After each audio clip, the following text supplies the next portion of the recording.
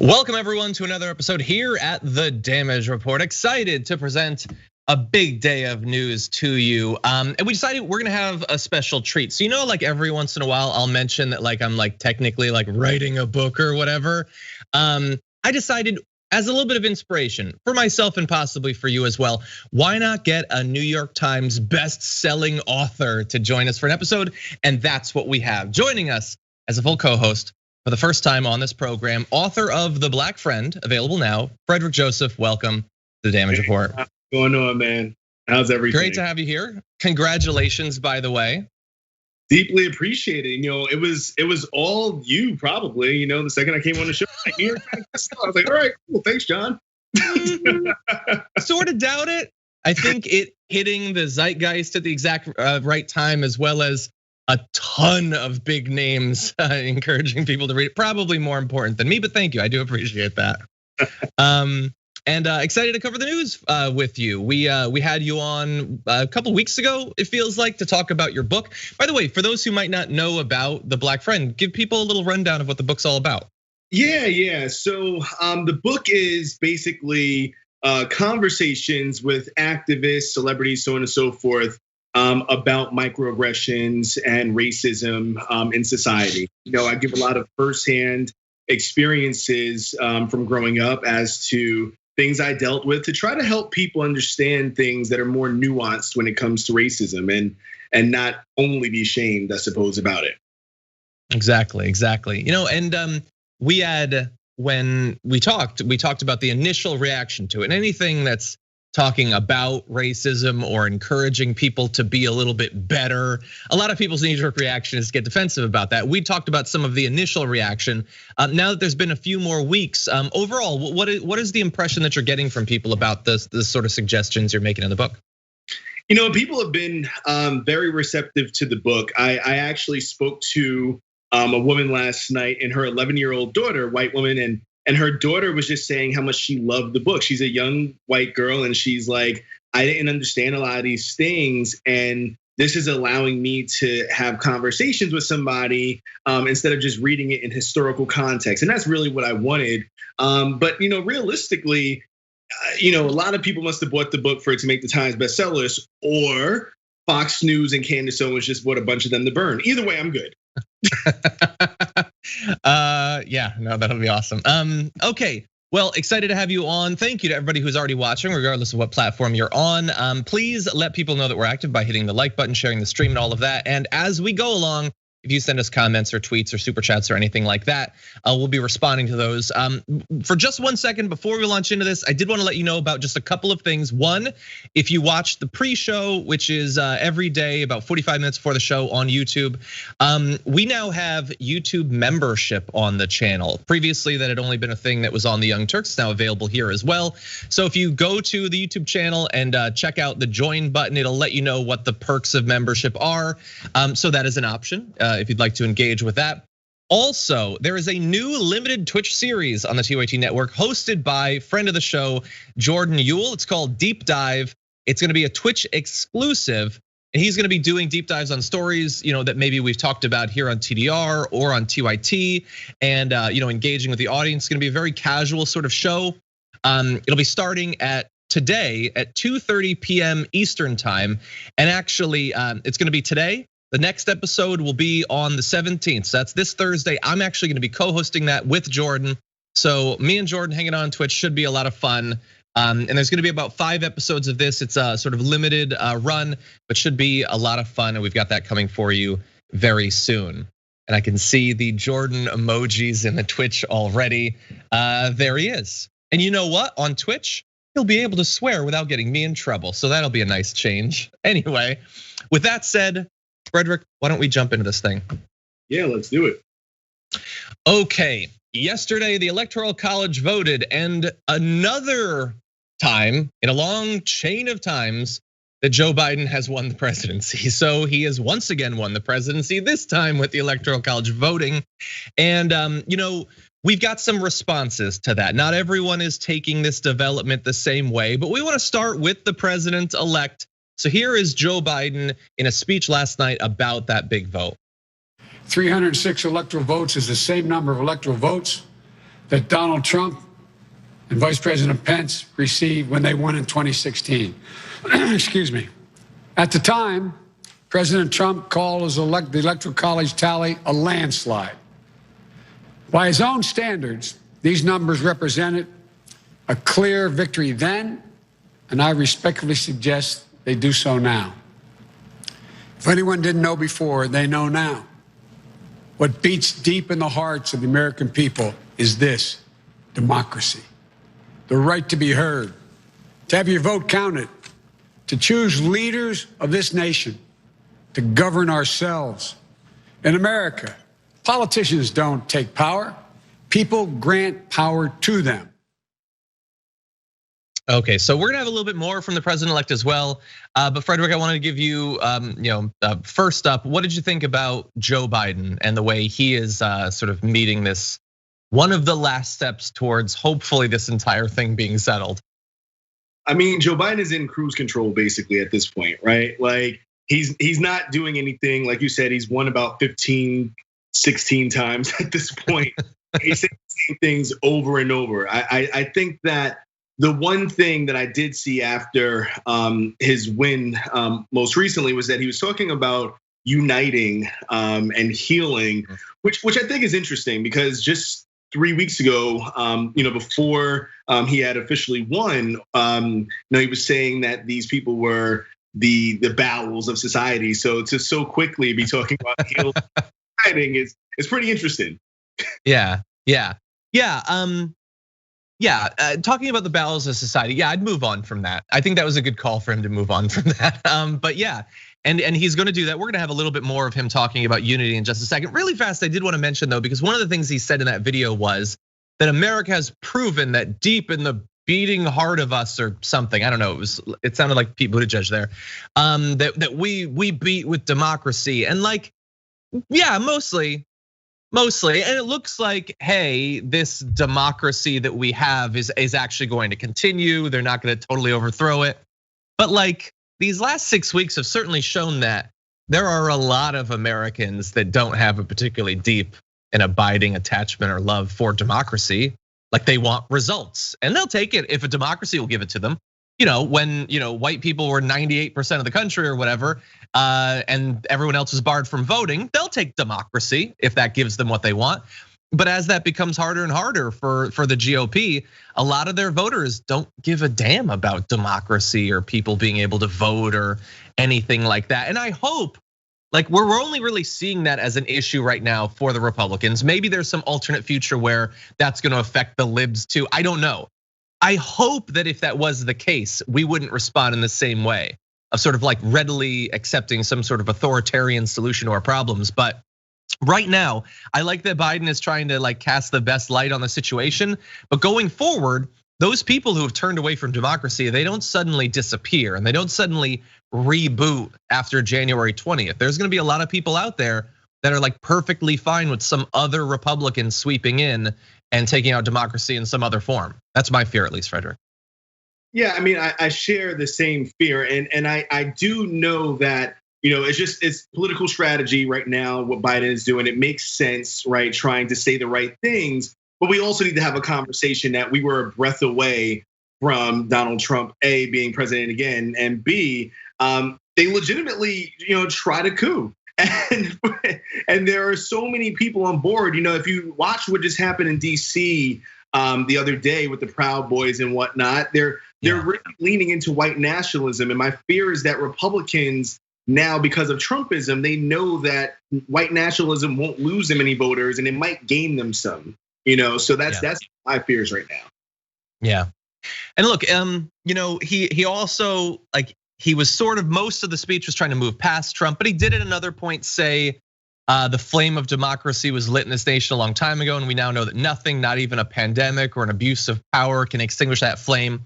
That is sort of, that's a veiled criticism of Donald Trump because Donald Trump was and still is trying to abuse power in a bunch of different forms.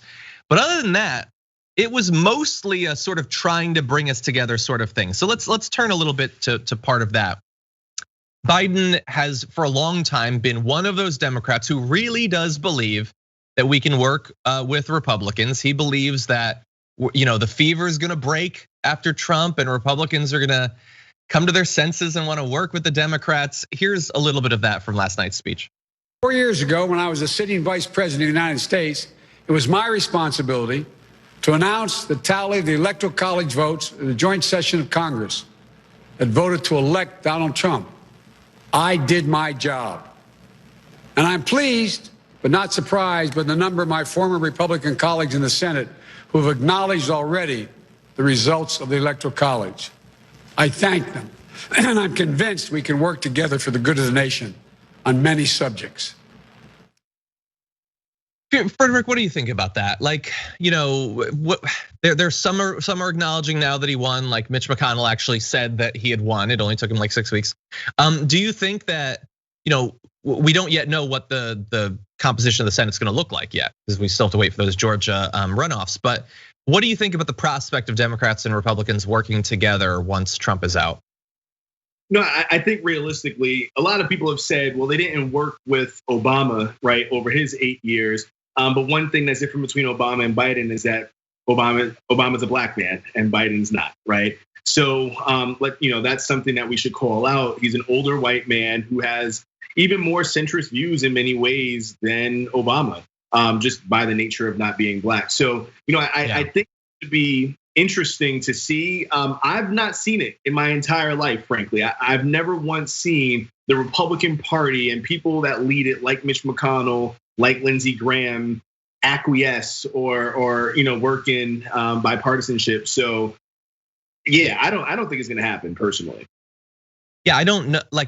The question for me is, if Mitch McConnell is still Senate Majority Leader when Biden comes in, is he going to let Biden confirm a Secretary of Transportation? It's at that level. Is he gonna do anything with Biden?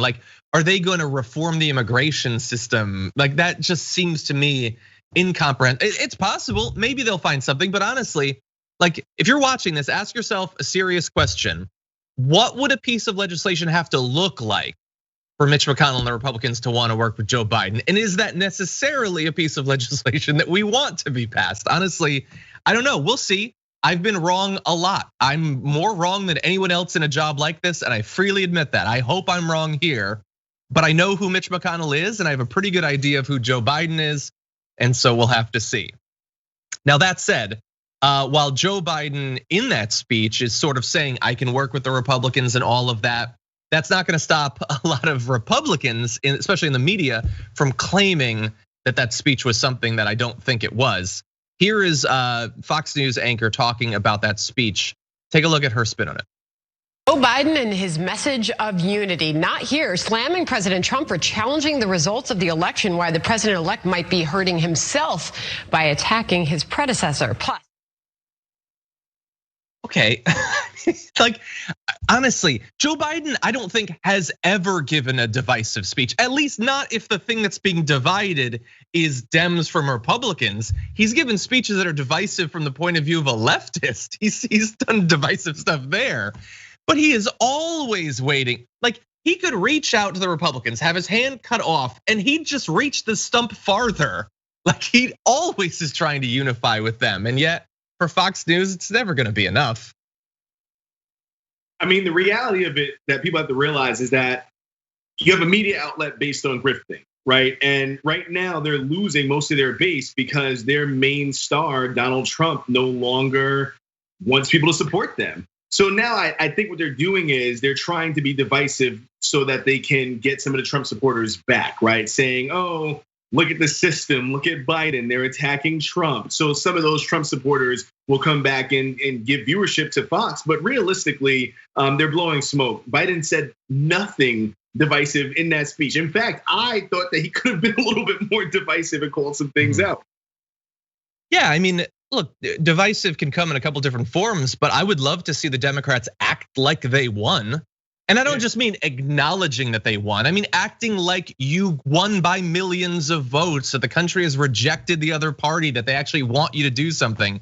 Democrats in victory or in defeat are always like, well, maybe some people like us, but let's not go crazy. Let's not kick up any dust or anything. Like, you won, man, you won, and you keep winning. We won in 2018 a bunch. We got more votes in 2016, like act like it. But it's not just Fox. Oh, and by the way, I'm not good with faces in media. Was that Martha McCallum? Do you actually know? I believe it was. I have no clue. No, I'm not sure. Yeah, I try not to pay any mind to too many of them, to be honest. That's true. Let's, for the sake of conversation, let's say that it was Martha McCallum. So I agree that she, and if not, Martha will do this at some point today, is trying to reappeal to those Republicans that have turned against them, in no small part because Donald Trump is doing everything he can every day to turn them against. I think that's, no, I don't think it's Martha McCallum. But anyway, point stands, whatever. I read in an Axios piece that Trump, says someone who was talking to Trump was talking to someone about some random thing, and he stopped the conversation to bring up that some chucklehead on Newsmax had beaten Martha McCallum in the ratings the day before. Because he hates Martha McCallum now, because she like acknowledged that Trump, like that is a level of pettiness, being concerned about Fox daytime ratings. Like that you think you're gonna like win him back or his fans back just by calling Biden divisive? You're gonna have to do a lot more. It's gonna take you to some dark places to get those people back on your side. Yeah, I think that by the end of maybe February, Fox News goes complete own. I think 100. There is at this point no other way because people are leaving, right? They're leaving in hordes, and for Fox has to go to a level that even Tucker Carlson would have to be like, which is a rare thing. Mm-hmm. I don't think Tucker Carlson has ever turned his back on any white supremacy, but yeah, and but I think that might be Sandra Smith actually. Anyway, but not important. They're not the only ones who are calling it divisive. Kayleigh McEnany tweeted, "Joe Biden should not ever utter the words unprecedented assault on democracy. This was an assault on democracy." And she lists a bunch of the things they're obsessed with. This is a divisive speech. Of course, her tweet was actually considered divisive by Twitter, so it was flagged as such. But yeah, Joe Biden, like he spent the entire primary like trying to affiliate himself in the minds of the voters with Barack Obama as much as possible. And I think he should get ready to experience one bit of Barack Obama's life, which is spending 4 years trying to appeal to Republicans and finding out that they're gonna attack you at every turn. At least this branch of the Republican Party, I don't think they're gonna be buying it anytime soon. Which I think is a big mistake. He's gonna inherently do that, but like you said, Democrats have to start acting like they won. Right? Like they won big this election, like they won big in the midterms. But I just don't think that the party is built that way. There's this oh gosh golly thing to the Democratic Party. And sometimes, frankly, it feels as though the Republicans strategically in terms of communication and letting even when they lose, they act like they won. Right? We win and we can't act like we won. So, and that's something that I think needs to change immediately because we're gonna have a hard 4 years with a lot of gaslighting and a lot of false narratives about this election. Yeah. That's a good point. Why don't we transition to where some of that gaslighting is gonna come from? The chief source of gas these days. After the Electoral College vote, Donald Trump apparently, he was pretty surprised by the result. This is a guy who really has convinced himself that it's all gonna come up Trumpy eventually. He apparently, according to Axios, held the false hope that Republican-controlled state legislatures would replace electors with allies who'd overturn Joe Biden's win, according to 2 people who'd been talking with Trump. Now, if you are watching this, and especially if you're very online and you've been tracking sort of some of the narratives coming from the right over the past 24 hours or so, what Trump was hoping for there is a little bit different than sort of the thing that's taken over the right-wing media over the last day. Trump was hoping for the actual set of electors to be replaced. He didn't get that. What he did get is these alternate slates of electors that you've probably seen people like Dave Rubin and others tweeting about. These are just random people. That's all it is. But right-wing media is like obsessed with these people. They really are convinced that they're now being sent, and they're gonna disrupt this thing when it gets to Congress. That like somehow those are going to end up being the real result, or at the very least, that the presence of those alternate slates of electors will allow court cases to continue, and maybe the Supreme Court will take it up. It's not impossible, I suppose. This country is insane, and insane things happen. That doesn't seem to me to be a thing that's going to happen, but that's where a lot of the sort of hopes for the future are coming from right now. Frederick, I don't know if you were following that at all yesterday about those alternate slates of electors. Yeah, I was following it, and I think that it only reaffirms how badly and quickly we need this administration gone, right? Because what's happening is that every other day there's some new deep conspiracy as to how the election is a fraud, or how they're going to fix said fraud with some other cockamamie thing like this, right? Like there's like I've read a bit about it. There's no grounds. This is not going to work. It's not a thing. There, like you said, they're just a bunch of people, but what they're doing is, again, said with the gaslighting, they are making people further radicalized in this conspiracy about the election, and it's going to get violent. It's going to get very violent before the end of all this, in my personal opinion, because he's doubling down. Yeah, I've been waiting for that. I hope not. Obviously, there were multiple stabbings in DC related to the Proud Boys and all that. I do hope not. But Trump is a dangerous guy when he gets desperate, and he's getting more desperate. Every one of those sort of these steps along the way to this thing being finalized, it's less options for him. And that's really the reason I'm interested in this Axios story, is that the people talking to him say that it's not just grift. It is grift. Like they're raising all this money, along the way, and he's gonna have that no matter what. But like part of him, he apparently has convinced he's actually going to stay president. And it's taking him to extreme places. So I want to turn to how this affects how he interacts with one Republican. So I'm gonna jump ahead just a little bit. A second source says that Trump had ranted about how Governor of Arizona Ducey had been close to the late Senator John McCain of Arizona, Trump nemesis, and how Kemp, a governor of Georgia, in Trump's views, owes him his election but gave him nothing in return. In Trump's private telling, Kemp was way down in the polls during his primary race, and Trump was bored one day in 2018, quote, "So I started tweeting an endorsement, and his support put Kemp in office," which is, like, whether that's true or not, that actually was the thing that helped Kemp that much, it's a really weird way to present to other people your interaction with politics, that you got bored one day, so you endorsed one guy over another. But anyway, that's not the most important thing here. Trump's tweets, I understand, we're sick of them, they're crazy. His retweets, though, frequently are even crazier. And so I want to jump to this last graphic. Notice to the director.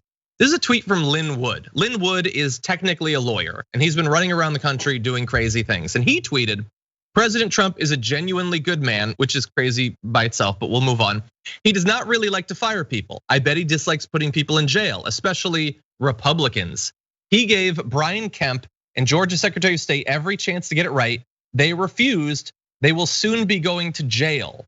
Donald Trump retweeted the assertion from this madman that the Republican governor and Republican Secretary of State are going to be locked up for not overturning the results of the election. Oh, and by the way, let's just make clear what he's talking about there. Not even overturning the entire result of the election, because again, even if Trump won Georgia, he'd still lose the election. He's implying that they're gonna try to lock up elected Republicans over this thing. And that's not even really big news today, Frederick. The fact that the president is retweeting that madness. You know what I will say about Trump's time as president?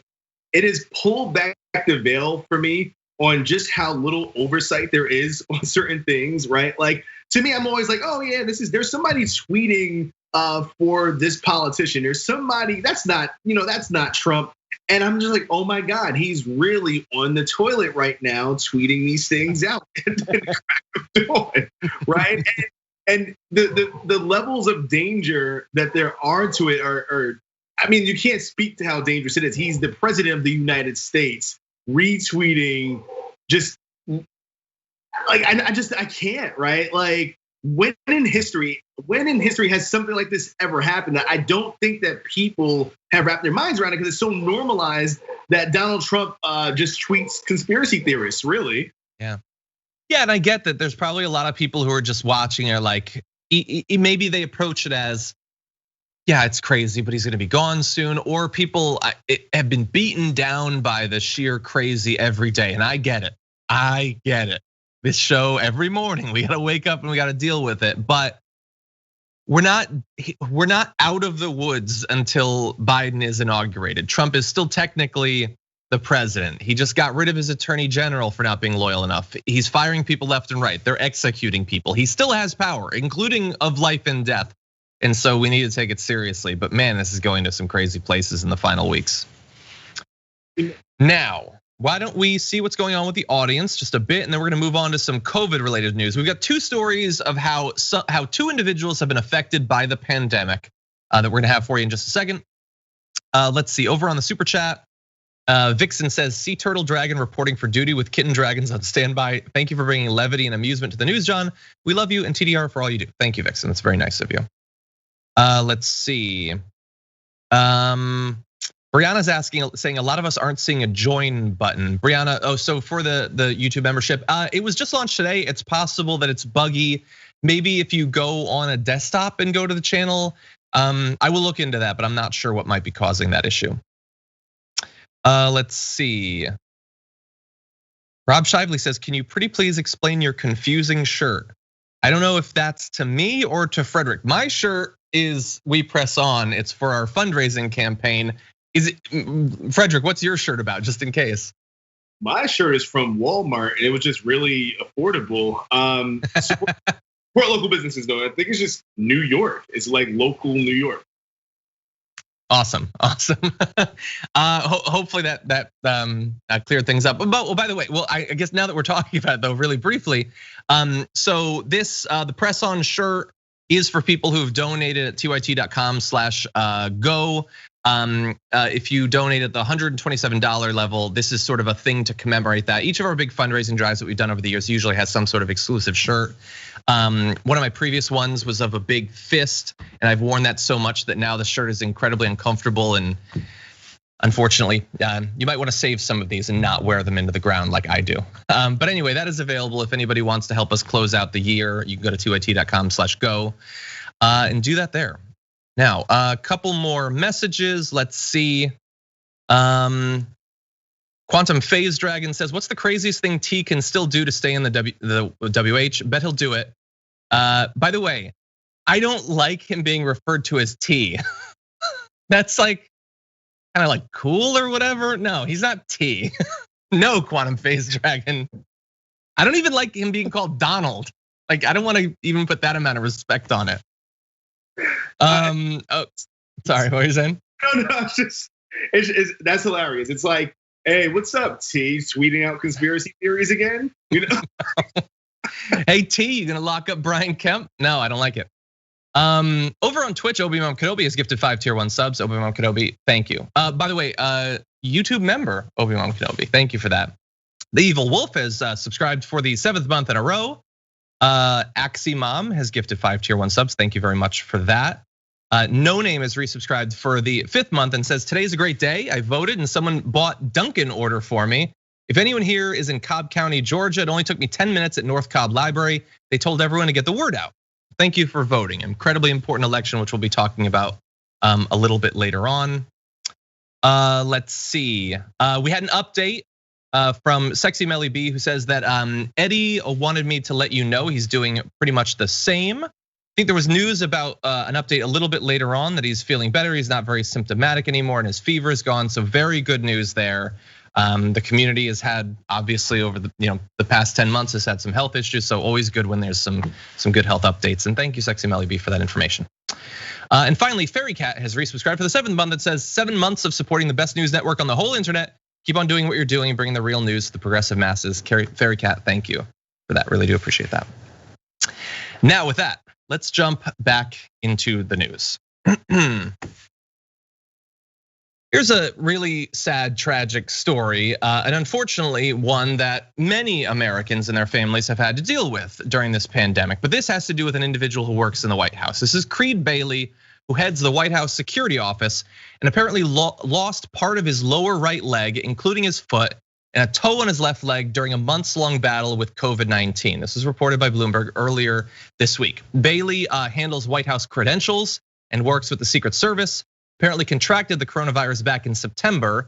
He's been hospitalized for 3 months, but is said to be recovering from his illness. Now, as many Americans have had to in the wake of their health emergencies during the pandemic, but for years before it, friends of Creed Bailey's raised more than $35,000 through a GoFundMe campaign to help pay for his rehabilitation and health care, but his family says that he still has staggering medical bills from a hospital stay of more than 2 months. Now, beyond this, there's not much more detail. The White House isn't really talking about this case, and even the family, I can't say at this point, is interested in this becoming a big story or this generating, more interest in possibly helping Creed Bailey. I don't know Creed Bailey or his family. It's possible that Creed Bailey, who works in the White House, is to this day still the biggest Trump fan in the world. But I will say that Creed Bailey, having gone through all of this, not just the unimaginable physical issues of spending months in the hospital and worrying about your death and going through all this experience and all that, but now having these massive financial issues, after working in a place, the White House, that could have been better protected against coronavirus than possibly any other building on the face of the earth. Constant testing and screening and all of that, and still got it. We don't know exactly how, but it's easy to speculate that it might have been a result of the fact that Donald Trump doesn't care about this thing, has mocked people for wearing masks, doesn't believe that we need to socially distance, has big parties and brings people in and all of that. And so now, for one of the people who showed loyalty to Trump to be affected not just physically, but financially as a result of it, when the billionaire could make all of these things go away in the snap of his fingers, again, not speaking for Creed Bailey or Creed Bailey's family. It's possible that Creed Bailey hates my guts. I don't know, but it does seem like a massive injustice that could go away. What do you think, Frederick? I don't know Creed Bailey. I'll just say that all these people are fools. It kind of goes back to the Herman Cain thing, right? Like Herman Cain being, if I'm not mistaken, one of like the first major people to die of COVID who was like involved with Trump. People are not taking it seriously, and Herman Cain ended up the black guy in a horror movie, really, right? Like I just don't get it at this point. People are now having to go to GoFundMe even more so than they have over the last few years as the greatest health insurer in this country that GoFundMe is.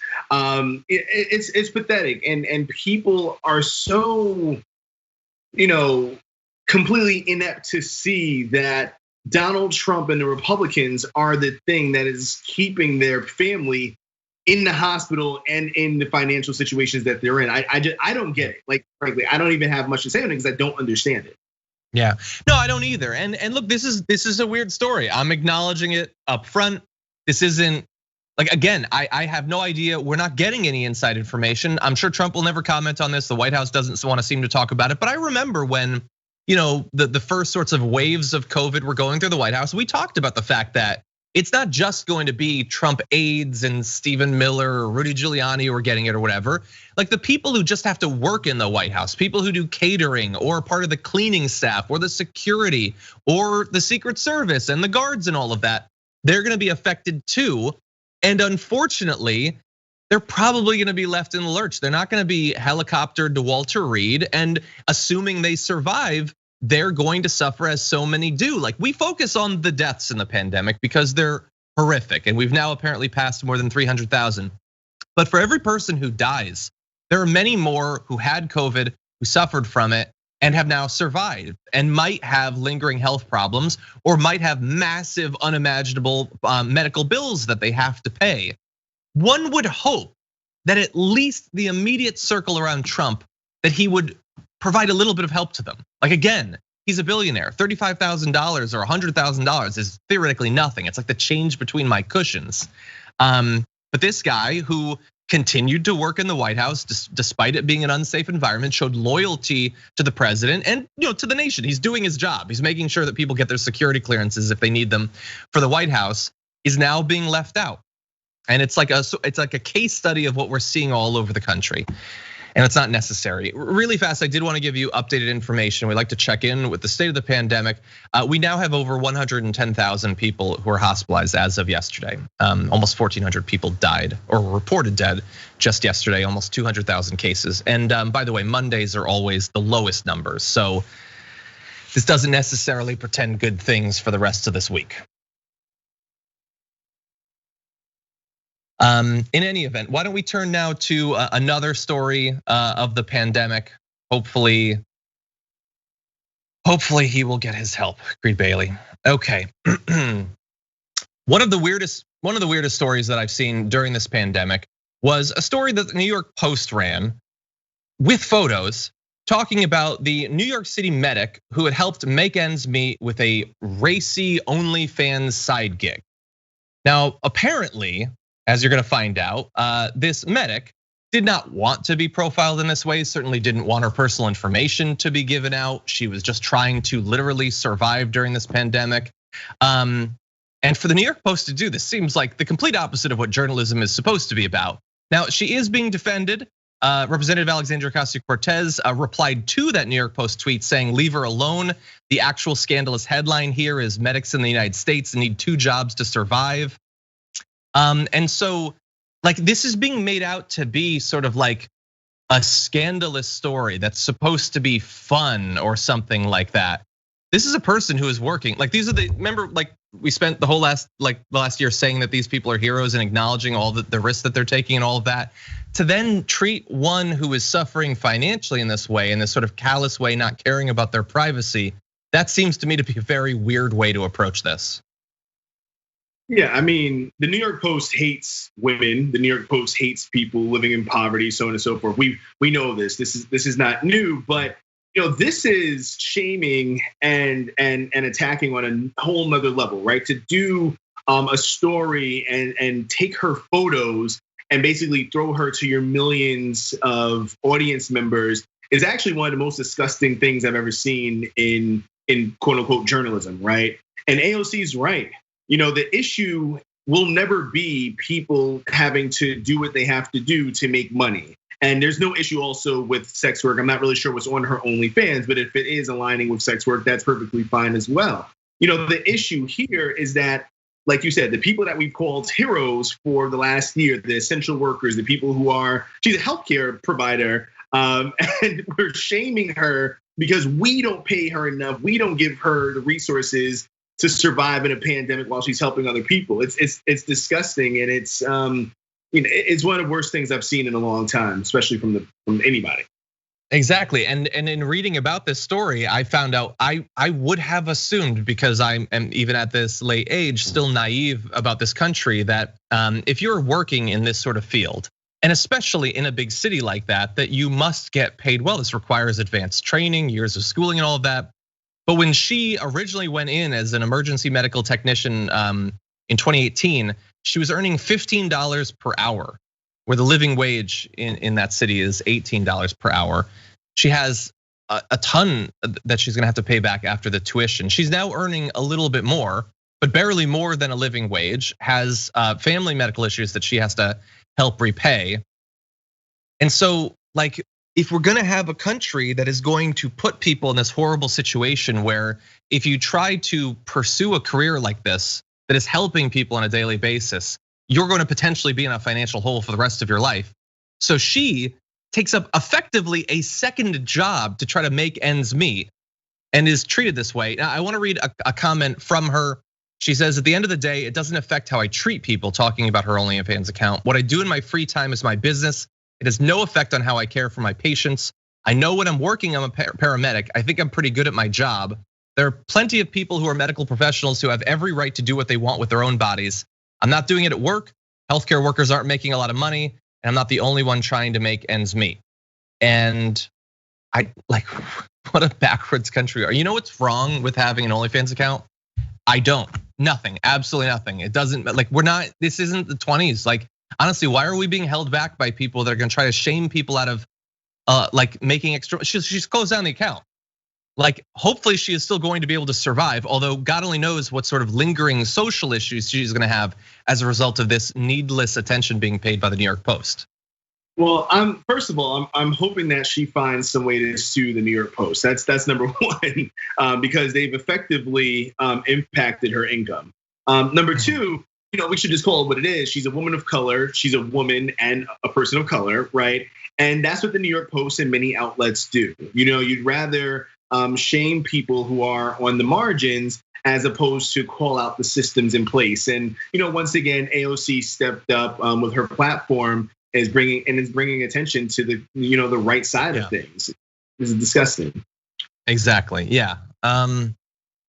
Okay. By the way, I'm getting word that the press conference with Kayleigh McEnany and possibly the president is going to be starting. We're going to be, if there's any sort of big breaking news that we definitely have to discuss, hopefully the team can let me know. I have watched several of these over the past month or so. Generally, a lot is said and nothing is communicated. So you're not necessarily missing much from this. I'm assuming it's going to be either Donald Trump whining about the Electoral College vote or Kayleigh McEnany whining for Trump about the Electoral College vote. Anyway, just a few comments from the audience before I move on to other news. Over on Twitch, Gemini Lily says, it's my 32-year cancerversary. I call it my rebirth day. Thank you for helping to make this life bearable via humor. Gemini and Rebel Dragon, my dog, love you. Happy cancerversary, happy rebirth day. Great news there. Let's see. Jazzy Joseph has resubscribed for the 3rd month. Thank you for that. Kitty Rosebane resubscribed for the 2nd month. And let's see. Okay. Smilin says in the super chat, did you hear that country singer John Rich bet $10,000 that Biden won't be sworn in? He bet against journalist Adam Gold. Here's to him losing that bet. I don't know about that bet. I am going to go out on a limb and say that no money is going to end up changing hands no matter what happens. That's usually how those high profile bets work in my experience. Let's see. Gentle Jen said, I didn't see the join button either, but it worked on desktop. That's good news. Yeah, it's possible that it just doesn't happen on the app or something like that. Nicole says, update on my dad. I kept him on full care and I'm working on a transfer, not COVID. He is in diabetic ketoacidosis, but declined care because of COVID. Good to hear that he doesn't have COVID. Unfortunately, it's also a demonstration of how the fact that hospitals are so full of people with COVID, it is having ripple effects on people with other conditions. So that's unfortunate, obviously, and hope that your father ends up okay. Now, with that said, why don't we move on to the next topic? Yesterday was the first day of voting in the Georgia Senate runoffs. Last night, we actually had our Georgia Get Out the Vote special. Hopefully everybody was able to watch that. But I did want to give you a little bit of an update on how the race is going one day in. There are going to be some issues, as we've been talking about for some weeks. Bear in mind that in Cobb County, the state's 3rd largest county, only 5 early voting sites are open compared to 11 just a month ago in the general election. They are planning on opening 2 more, I'm going to assume, based on the negative response to the fact that they cut it by more than a half in just a month. But we also know, by the way, that the first day of early voting saw 168,000 in-person votes. That is up from 136,000 on day 1 of in-person voting in the general election, which we just finished. Now, a lot of other things have changed too. There was less time for mail-in ballots and all of that. But if you want a robust turnout in these runoffs, this certainly seems like evidence that people are engaged, Frederick, that they do actually care what happens in these 2 races. Yeah, and that's part of the reason why many Republican leaders have been trying to stop mail-in ballots going forward, right? This only helps people be a part of the democratic process, and it's looking good in my opinion. From the things that I've seen, it's looking like people are not only engaged, but people are getting out there. So for those of you who don't know about the runoff, it's probably, in my personal opinion, this might be more important in some ways than any other, election in recent memory. Because if they can get the Senate, then Biden actually can do some things, and then we can hold them accountable for doing said things. But if not, we're kind of left in the lurch. Exactly. Yeah, and my fear is that if we don't get control of the Senate, then there's quite a few sort of centrist Democrats that they don't necessarily want to feel a lot of pressure to really get things done, pass hard, difficult legislation. I want to at least put the spotlight on them. If they control the Senate, then they at least, like, there's an expectation that they will accomplish something. I'm really hoping that. Not to mention the other effects, like the ability of Biden to theoretically put people on the Supreme Court or other judges, district and appeals court judges. That would be nice. The ability to actually confirm members of his cabinet would probably be cool. I would go for that. But first, they do have to actually win. Both Warnock and Ossoff have to win. And I want to show you just a little bit of a video. This is the Democratic Party chairwoman for Cobb County, the county we were just talking about her concerns about turnout going into this vote. So this election it's not a continuation of what happened in November. It's a complete reset. It'll have a different character. It'll have lower turnout, most likely. We always see lower turnouts in runoff elections and in special elections. So we are primarily interested in just turning out any Democrat who voted in November. That's our target audience. Expecting that we will have closer to 50% turnout than the 70% turnout we had overall in November. And so, look, this is sort of the story of every election. It's going to be just trying to maximize your turnout. The question for me is going to be, who is going to experience more drop off? Bearing in mind that the Georgia election just a month ago was very close, that Biden won, but it was close, well within 1 percentage point. So the Democrats who are coming off of a presidential win that really want to take control so they can actually get something done. And you have the Republicans who have been staying very engaged with the election, via claims of voter fraud and all of that. How do you think that's going to shake out? Who do you think really considers there to be more on the line in these two races? It's funny because I actually think that the Dems are going to take it handedly. Because what you've seen from Trump supporters in the Republican Party, they've been telling people not to vote in Georgia because Georgia wasn't able to go towards Trump in the national election or general election. So it's interesting, and I've been seeing actually what I think is very strategic. A lot of Dems have been sharing some of the Trump supporters' tweets and things like that, saying don't vote, don't go out, don't support Republicans. And I think that it shows a little gumption, if anything. So I think it bodes well for the Democrats. Yeah, we'll have to see. I don't know, Trump implying that sometimes that it doesn't really matter. Sometimes he tells people to vote for them, but sometimes he implies that the whole thing is rigged and it doesn't matter what you do. I could see how they really do care about what he says, but you also, you don't want to not vote, right? Sure, you're talking about the fact that it was all stolen from Trump and everything, but I don't know, letting the Dems take control, and when you hate the Dems so much, that just seems to be a difficult thing to imagine. Well, we'll have to see. It's possible this will swing things a bunch. It's going to be very interesting to compare the final result here from the overall Biden-Trump numbers earlier. But if you're watching this and you're in Georgia, go vote if you haven't already. Hopefully you already have. But if you are not in Georgia, that doesn't mean that you can't still help to get out the vote. And there's a lot of different ways that you can do that. You can go, there's a lot of great organizations, which I'm sure you can easily find, but you can also go to tyt.com/GA and you can volunteer to help out in a number of different ways, including phoning voters, texting voters, writing letters to voters, going door to door if you live in the area. There's a lot of different ways that you can help make sure that as many people vote as possible. And by the way, I wanted to let you know about one last little bit of a news update before we move on from this election. The Loeffler campaign has had to put out a statement saying the senator had no idea she took a picture with a former KKK leader. So that had sort of gone viral over the past couple of days. She had taken sort of a happy smiling photo with a guy who had led the KKK. Whoops.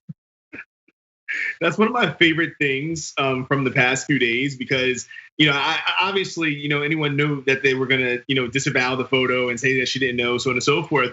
But she has this if I remember correctly, a camo America hat in the photo. I'm just oh yeah, you not only knew what you were doing, but you dressed the part. Exactly, like you did the cosplay that he wants to see for that thing. Exactly, yeah, no, she's just an embarrassment. This is like the 30th worst thing that she's done. There's a lot worse, the corruption and all of that. But anyway, she's just a disaster. We got to get her out of there. Purdue's terrible too, obviously, but we got to get Loeffler out of there, especially. In any event, we've got 10 minutes left. Why don't we're gonna read just like 2 more comments, then we'll jump into our last story for the day. Dennis Sullivan had a question. I'm a member of TYT through the app. Is that connected to YouTube? Either way, I love the channel and watch every day. Thank you, Dennis. So this is a totally separate thing from everything else. It's not attached to any of the other memberships or anything like that. And again, as I say, for every possible form of support for the network, it is 100% optional. You shouldn't feel any pressure whatsoever, especially in these difficult times, to provide any sort of support. And I love you whether you do or not. But if you'd like to be a member, you can become a member. Lazy Peon says, guess I need a dragon name now that I'm a member. My first name means stone and my middle name means eagle, so Stone Eagle Dragon? Oh, and if anyone can guess my name in a super chat, I'm going to gift 1,000 NOK to TDR. Thank you, Lazy Peon, for your super chat. Very nice of you. Okay. Vicky W says, love the show, helps me get through babysitting and playing teacher to an 8 and 5-year-old. Can I please claim the name Kaifi, Egyptian warrior dragon? That's yours. Thank you for that. Richard Rowe for Congress says the worst aspect of this medic story is that these OnlyFans people have legit scary stalkers. This post writer needs charges for doxing. You know, I hadn't actually even thought about that. That has got to be a concern. The amount of attention that's going to be brought her way. I'm glad that there are people who are actually standing up for her. In any event, let's see. Don Latino Heat on Twitch says, enforce the 14th. Don't seat any of the incoming representatives who added their names to this act of sedition. Share on your page, enforcethefourteenth.com. Yeah, I don't know. Frederick, have you heard about this? That there was the call for Pelosi to not seat any of the members who had signed on to that lawsuit to not count the votes from those 4 different swing states. And if so, what did you make of that? I did see that, and very radical me is like, yeah, I can see it, but realistically, I'm gonna abstain. I'm gonna abstain. And okay. I will say that I like it as a strong statement to make, but I don't think that Pelosi is going to do it. And honestly, I think that the Dems need to be they need to learn to fight. Say that all the time. They also need to be the party that stands up for democracy and hopefully makes it a thing that people actually think about when they're choosing who to support. And the thing is, those elections weren't fraudulent. So, regardless of what those representatives say about it, they theoretically have earned those seats. So I like it as a statement, but I'm sure they're going to end up being representatives. I think for me, that's it. I like it as a statement too, but the Dems don't have the party for it, to be quite frank, right? I don't know that if Pelosi did do that, she wouldn't just lose all of her support in the party. It's a very centrist party, right? I don't people generally like actions like that, and she's not, a progressive realistically, and so I don't think that would work. Yeah. Well, we'll see. Or actually, we won't because Pelosi's not going to do it. So. But it's a nice idea. Now, with that said, let's move into this last topic. I want to spotlight a bit of awesome academic work that's been done. So, civil asset forfeiture, the idea that in a lot of places, in many cases, these police departments can simply seize money or goods worth quite a bit of money from people, even if they end up not having been found guilty of any kind of crime or anything like that. This is a thing that there have been some attempts in the country to fight back against because of the rampant abuse and the huge amount of money and property that has been taken. So back in 2015, New Mexico lawmakers unanimously passed a bill to effectively end the practice. And there were a number of lawsuits and there was press attention that was putting pressure on them and lawmakers in other states to do this. Now, in the wake of that, there was some opposition to it. What do you know? Coming from sheriffs and prosecutors who were trying to get the governor to veto the legislation. They argued that by eliminating civil forfeiture, this would be a good thing for criminals. You'll get less law enforcement because police departments use the money from that to help fund their budgets. The chair of the state's Sheriff's Association also said that the end result of this is the cartels are gonna ramp up their money laundering and cash exchanges in the state of New Mexico tenfold, because the narrative was that civil asset forfeiture effectively targets the wealthiest criminal rings and criminal organizations. And then that's one of the ways that you fight back against them, is taking their money. The thing is, we now have 5 years of data on this experiment of pre and post ending civil asset forfeiture. And it turns out that a lot of the arguments that were made turned out not to be true. A new study was conducted by the Institute for Justice, is a public interest law firm that's been advocating for reforms to forfeiture laws.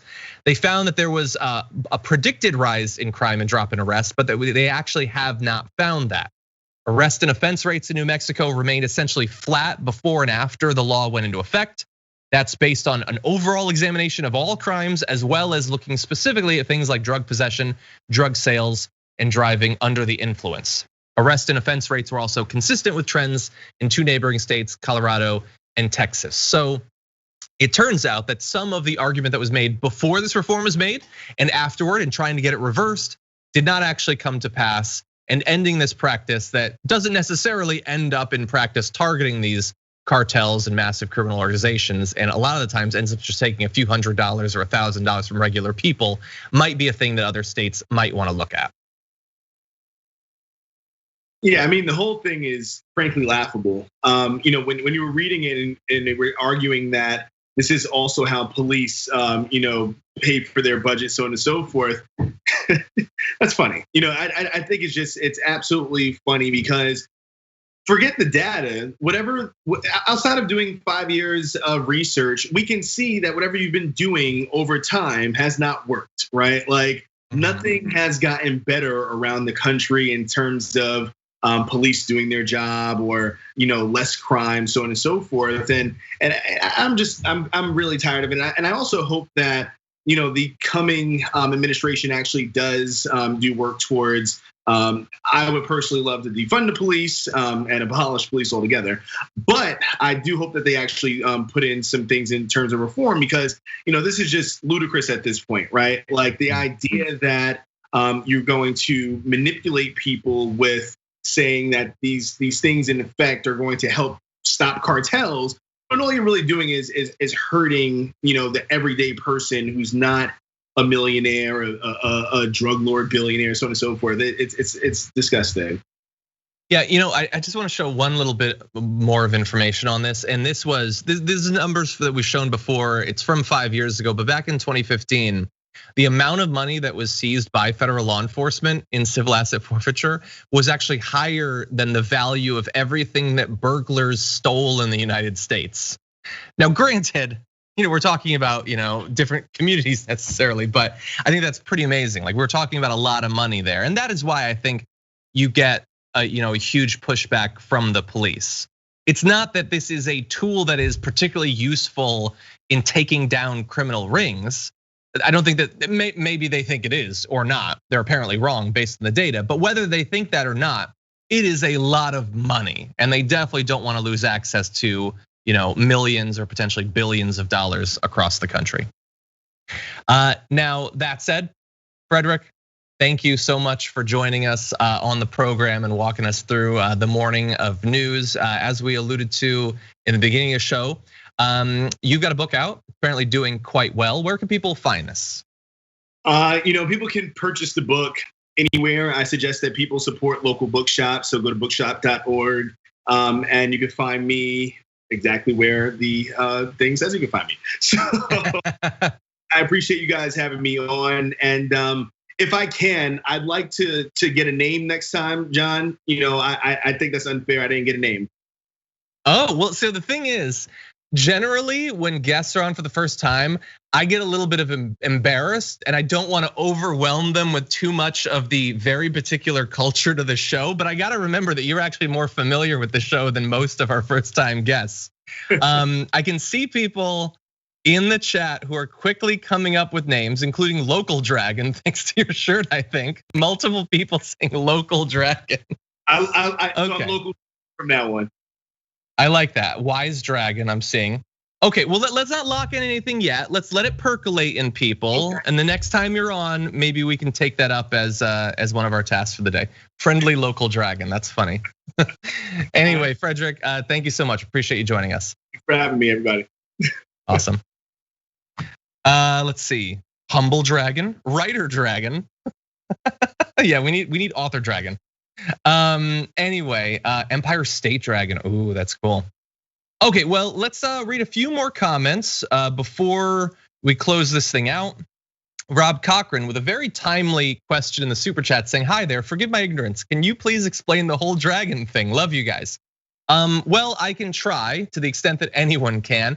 It's our community. We're Dragon Squad, and people like to take up names for themselves, usually of the form blank dragon, something that highlights a part of their personality or their life experience or something like that. It's just for fun, that's all. May Money into Building says, "Hey Dragon Squad, I'm loving how supportive the comments have been recently. We have a great community during these times. Much love from the Witch Queen of Oakland Dragon." And that is a great demonstration of how ostentatious the names can become. That's one of the most badass ones we have right there. Dobbs Merkin Twitch says, "You have to sub to GameSet John to officially join the Dragon Squad." That is not true. That is not actually true. There's no requirement aside from wanting to be a part of the community. Ashley Raymer says, "Hi John, longtime listener, first time typer."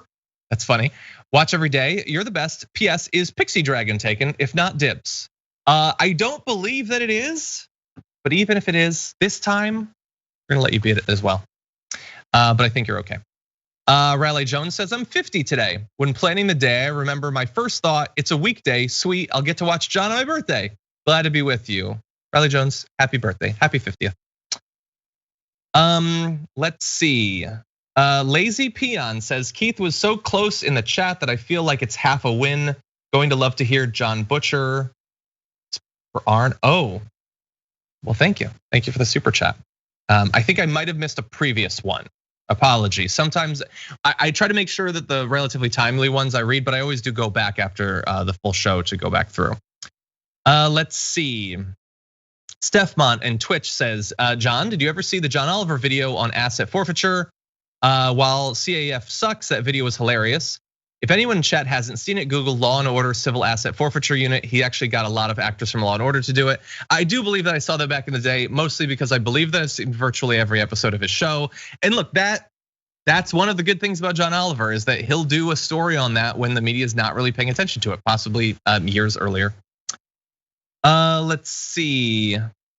Zane says, "Bye bye Dragon Daddy." Thank you, Zane, I appreciate that. Anyway, again, like I said at the beginning of the show, in case anyone has joined since then, today marks the first day of YouTube membership. That is now an option if you want to use emojis in the YouTube chat. That is now possible. And you can go and you can click on the join button to get information about those tiers and everything like that. I did want to also let you know that coming up after this program, we do have the first ever episode of Deep Dive with Jordan Yule. I'm gonna be co-hosting the second episode on Thursday, but you can take a look at that. That's coming up in a little bit less than half an hour. And you can see that exclusively on twitch.tv/TYT if you wanna hang out with Jordan, take a little deeper look at some of the big news stories. And with that, I'm gonna go talk with Adrian Lawrence about an awesome little development in the Supreme Court. Oh, I also wanted to let you know that we have got some big interviews coming up this week. On Thursday, Ro Khanna is gonna join us to respond to some of Joe Biden's cabinet picks. That should be an interesting, maybe spicy conversation. And we do have a big guest coming tomorrow. I'm gonna refer to the face of Sophie. I can see. I don't know why I haven't said it. Should I just say it? I guess I'm sort of worried that it could follow through. Okay, I'll say it. I'm just gonna say it. We're gonna have a guest and we're gonna try to get it up really fast too. We're not gonna wait on this one. A little somebody named Nina Turner is gonna be joining us on the program tomorrow. This isn't the live show, this is an interview after the live show, but it's possible. I'm sort of hoping that maybe there will be some bit of news that she can comment on, some sort of development in American politics, and maybe we can talk about what she's gonna be up to for the next couple of years. We'll have to see. Anyway, that's coming up on Wednesday. Should be a lot of fun. Every other time she's appeared on the show has been, so why shouldn't this, especially in these auspicious times Anyway, until then, stay safe out there, stay sane out there, and I'll see you soon.